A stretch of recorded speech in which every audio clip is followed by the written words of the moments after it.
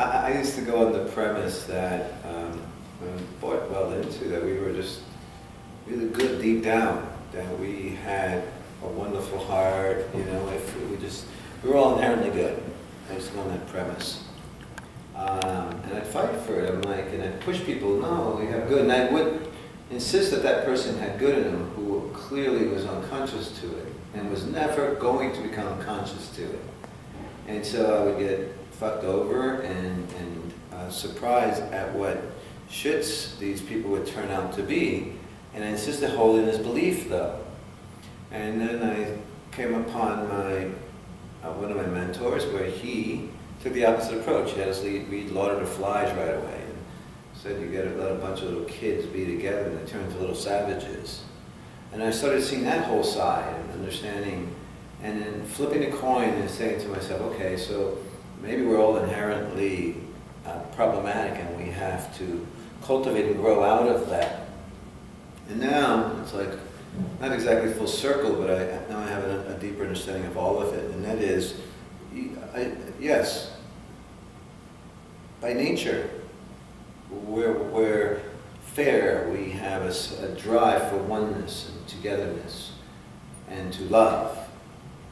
But when you're asleep to yourself and to your life, you will not express that at all. You will naturally go into survival mode. You will naturally go into insecurities of yourself. You will feel less than. You might even feel that you're inherently evil, or the world's inherently evil place. And that will set up that particular feeling, but only if you're asleep and not lucid in your life and not engaging and awake as much as you could possibly be in life. But as soon as you begin to become more lucid in life and a little more conscious, to want to know thyself, well then you start connecting back to what you actually are.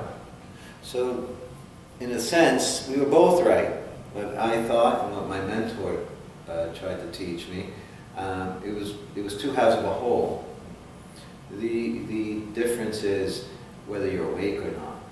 And he did try to explain this. I didn't quite get it. He would explain how the ancient Greeks said that, you know, the world is always trying to reveal itself and it's just a veil. And I always found it interesting that the word veil spelled evil if you flip it around. And that if you're asleep, you're not going to see what the world is, this beautiful, loving, fair, oneness place.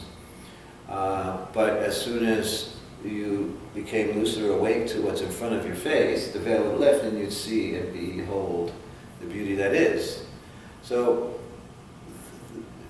this is why I can look at someone, see the beauty and love and God and that's inside of them, if you want to call it that.